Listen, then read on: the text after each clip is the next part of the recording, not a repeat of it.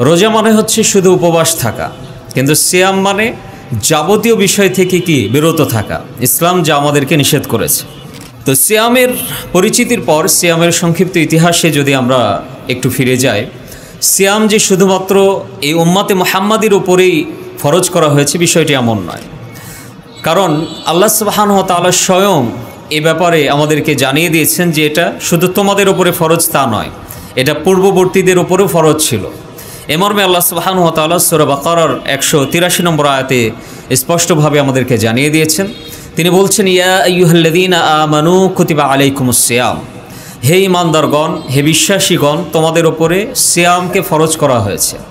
কামা কুতিবা আলাল্লাযীনা মিন ক্বাবলিকুম, যেরূপ তোমাদের পূর্ববর্তীদের উপরে ফরজ করা হয়েছিল। তার মানে সিয়াম শুধু আমাদের উপরে ফরজ করা হয়েছে এই ভয়ে যেন আমরা সিয়াম ছেড়ে না দেই, যে আমাদের উপরেই এত চাপ, আমাদের পূর্ববর্তীদের তাহলে ভালোই সময় কেটেছে, এইটা যেন আমরা না ভাবি। লাআল্লাকুম তাত্তাকুন, কেন? যাতে করে তোমরা আল্লাহভীরু হতে পারো।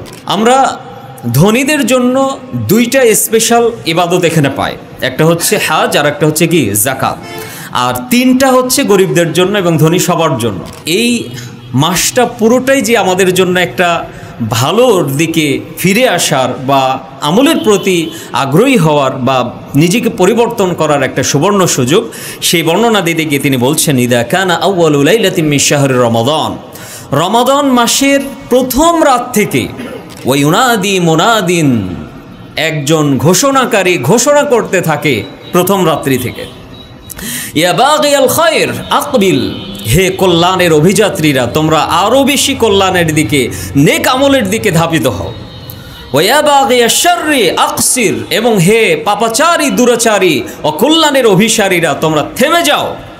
প্রত্যেক রাত্রে রমজানের প্রথম রাত থেকে শুরু হয়, একজন ঘোষণাকারী এভাবে আহ্বান করতে থাকে, হে পাপিষ্টরা, তোমরা থেমে যাও, আর যারা আমলকারী তোমরা আরও বেশি তোমাদের আমলকে কি করো, প্রসারিত করো।